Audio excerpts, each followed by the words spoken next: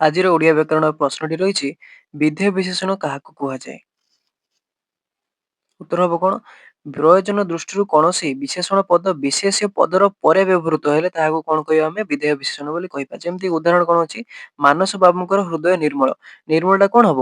ନା ଆମର ହୃଦୟ ପରେ ୟୁଜ୍ ହେଇଛି କିନ୍ତୁ ଏଟା ପୂର୍ବରୁ ହେବା କଥା। ତେଣୁ ଏଟା କଣ ହେଲା ବିଧେୟ ବିଶେଷଣ ନିର୍ମଳଟା। ସେମିତି ସେକେଣ୍ଡରେ କଣ ଅଛି? ପିଲାମାନେ ଦୁଷ୍ଟ ଅଟନ୍ତି। ଦୁଷ୍ଟଟା କଣ ହେଲା? ପିଲାମାନେ ପୂର୍ବରୁ ୟୁଜ୍ ହେବା କଥା। ତେଣୁ ତା ପରେ ୟୁଜ୍ ହେଇଛି। ତେଣୁ ସେଥିପାଇଁ କଣ ହବ? ବିଧେୟ ବିଶେଷଣ। ଲୋକଟି ସତୁଆ ସେମିତି ସତଟା କଣ ହବ? ବିଧେୟ ବିଶେଷଣ। ଏଠାରେ ମନେ ରଖିବାକୁ ହବ ଯେ ବିଶେଷଣ ସାଧାରଣତଃ ବିଶେଷ ପୂର୍ବରୁ ସେଇଟା କହୁଥିଲି। କିନ୍ତୁ ବିଶେଷଣ ଯେତେବେଳେ ବିଶେଷ ପରେ ବସେ ସେତେବେଳେ ସେହି ବିଶେଷଣକୁ ଆମେ କଣ କହିଥାଉ? ବିଧେୟ ବିଶେଷଣ ବୋଲି କହିଥାଉ। ବିଧେୟ ଅର୍ଥ ବୁଝିବାକୁ ଗଲେ ଆମକୁ ଗୋଟିଏ ବାକ୍ୟ ସମ୍ପର୍କରେ ବିଷାଦ ଭାବେ ଆଲୋଚନା କରିବାକୁ ହେବ। ଯେମିତିକି ବାକ୍ୟର ଦୁଇଟି ଅଂଶ ଥାଏ। ଗୋଟିଏ ଉଦ୍ଦେଶ୍ୟ ଅନ୍ୟଟିକୁ ବିଧେୟ କରେ। ଉଦ୍ଦେଶ୍ୟ ଯାହା ଦ୍ୱାରା ସମ୍ପନ୍ନ ହୁଏ ତାକୁ ବିଧେୟ କୁହାଯାଏ। ଯେମିତିକି ପିଲାମାନେ ଦୁଷ୍ଟ ଅଟନ୍ତି। ପିଲାମାନେ କଣ ହଉଛି? ବାକ୍ୟର ଉଦ୍ଦେଶ୍ୟ। ଦୁଷ୍ଟଟା ହଉଛି କଣ? ବିଧେୟ ବିଶେଷଣ। ଏହା ପିଲାମାନେ ବିଶେଷ୍ୟକୁ ବିଷୟିତ କରୁଅଛି। ବୁଝିପାରିଲେ?